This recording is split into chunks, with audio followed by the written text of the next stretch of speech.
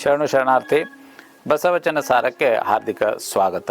ವಿಶ್ವಗುರು ಬಸವಣ್ಣನವರ ಒಂದು ವಚನವನ್ನು ಹೇಳ್ತೇನೆ, ಆಮೇಲೆ ಅದರ ಅರ್ಥವನ್ನು ತಿಳ್ಕೊಳ್ಳೋಣ. ವಚನ ಈ ರೀತಿ ಇದೆ: ಶರಣ ನಿದ್ರೆಗೈದಡೆ ಜಪ ಕಾಣಿರೋ, ಶರಣನೆದ್ದು ಕುಳಿತಡೆ ಶಿವರಾತ್ರಿ ಕಾಣಿರೋ, ಶರಣ ನಡೆದುದೇ ಪಾವನ ಕಾಣಿರೋ, ಶರಣ ನುಡಿದುದೇ ಶಿವತತ್ವ ಕಾಣಿರೋ, ಕೂಡಲ ಸಂಗನ ಶರಣರ ಕಾಯವೇ ಕೈಲಾಸ ಕಾಣಿರೋ.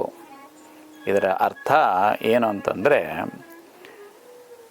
ಈ ವಚನ ಬಹಳ ಸುಂದರವಾಗಿ ಇದರಲ್ಲಿ ಅರ್ಥ ಇದೆ. ಅದೇನೆಂದರೆ, ಶರಣನು ಮಲಗಿದರೂ ಕೂಡ ಅವನೇನು ಉಸಿರಾಡ್ತಾ ಇರ್ತಾನೆ, ಆ ಉಸಿರಿನಲ್ಲಿಯೇ ಶಿವನ ಜಪದಂತೆ ಅದು ಇರ್ತದೆ.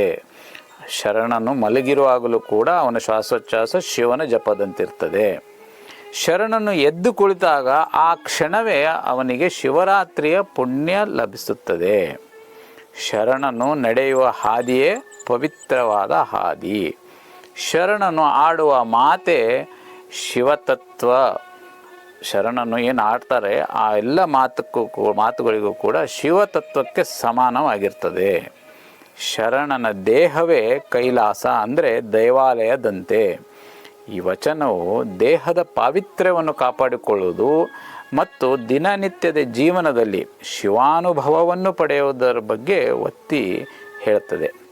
ಇವತ್ತಿನ ದಿನಮಾನಗಳಲ್ಲಿ ನಾವು ಇದರ ಪ್ರಸ್ತುತತೆಯನ್ನು ನೋಡಲಿಕ್ಕೆ ಹೋದರೆ, ನಾವು ವರ್ಷಕ್ಕೆ ಒಂದು ಬಾರಿ ಶಿವರಾತ್ರಿಯ ದಿನದಂದು ಜಾಗರಣೆ ಮಾಡೋದಕ್ಕೂ ಕೂಡ ಮನಸ್ಸು ಮಾಡೋದಿಲ್ಲ. ಉಪವಾಸ ಅಂತ ಹೇಳ್ತೇವೆ, ಆದರೆ ಊಟದಷ್ಟೇ ಉಪಹಾರವನ್ನು ಕೂಡ ನಾವು ಮಾಡ್ತೇವೆ.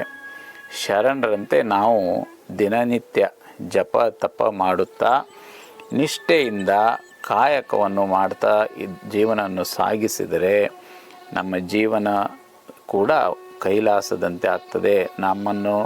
ನಮ್ಮನ್ನು ನಾವು ಭಕ್ತರು ಶರಣರು ಅಂತ ಕರ್ಕೋಬಹುದು.